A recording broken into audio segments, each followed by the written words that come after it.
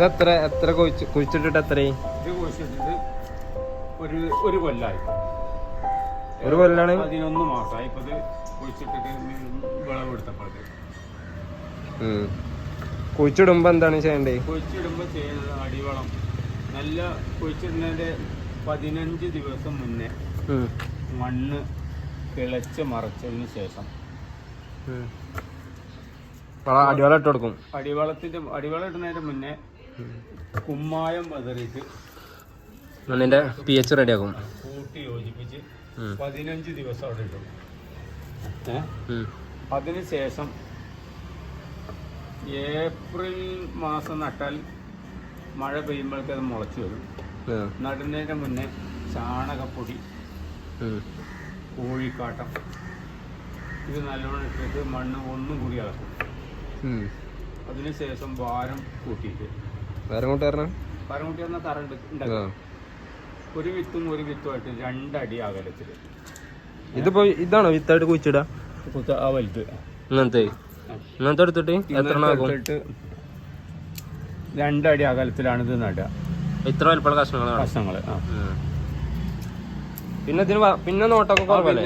പിന്നെ ഇതിന് കുറച്ച് നോട്ടം മതി. ജൈവമാണ് കാര്യമായിട്ട് ജൈവവളം ഇട്ടാണ്.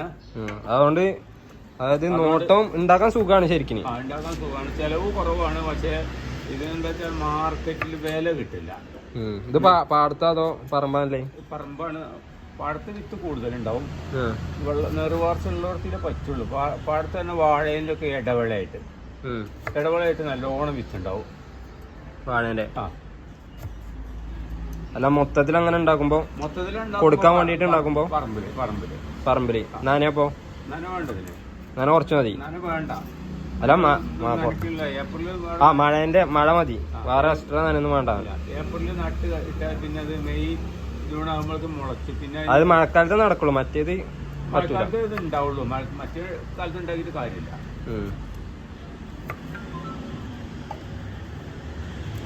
ഇതിപ്പോ എന്തിനാ ഇങ്ങനെ മുറിക്കണേ? ഇത് പച്ചയാണ്, പുഴുങ്ങാത്താണ്. ശരിക്കും ഇത് പുഴുങ്ങിയിട്ടാണ് ഉണക്കുക. മറ്റേതാണെങ്കിൽ ഇങ്ങനെ കാട്ടുമ്പോഴല്ലോ അരിഞ്ഞിട്ടുണ്ടല്ലോ. ഇത് വലുതായതുകൊണ്ടല്ലേ?